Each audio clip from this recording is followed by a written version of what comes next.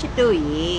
နေရာလေးကလေตาယာပြီးတော့အစားတောက်ပြီးရမ်းကောင်းတဲ့ဆိုင်လေးဆိုင်ကိုခေါ်သွားမယ်လိုက်ခဲ့ကြနော်ချစ်တို့ရေ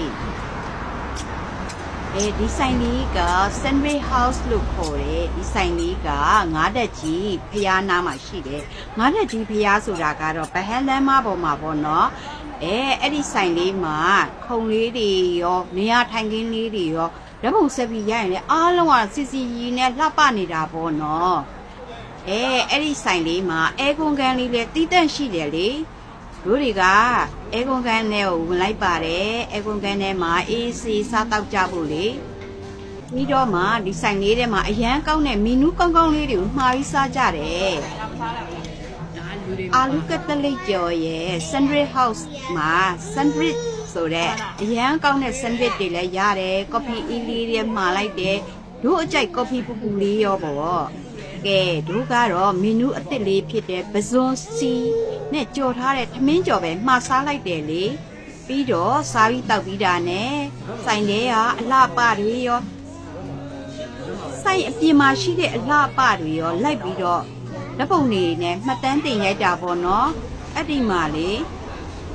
အဲ့ဆိုင်လေးရဲ့အနောက်ဖက်ထဲမှာဓာတ်ပုံတွေရိုက်လို့လဲအရန်ကောင်းတဲ့နေရာလှလှလေးရှိတယ်ချစ်တို့ရဲ့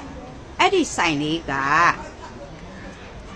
ပြီးတော့လေသူကလေပြိုးပင်လှလှလေးတွေလည်းလေအများကြီးပဲရောင်းတယ်သိလားအိုးအစုံမဲ့ပြိုးပင်တွေဆိုတာလေအနောက်မှာသိလားတစ်ပင်ပန်းမှန်နေအုပ်စိမ့်စိမ့်နဲ့တာယာပြီးတော့လေအေးချမ်းနေရောနေရာလေးရလေ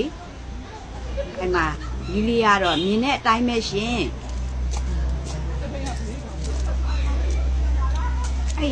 အနောက်ခြံထဲမှာတော့ပြိုးပင်လေးတွေကိုလည်းလေသူတို့ကလေဈေးနှုန်းချိုသားစွာနဲ့ရောင်းချပေးနေတယ်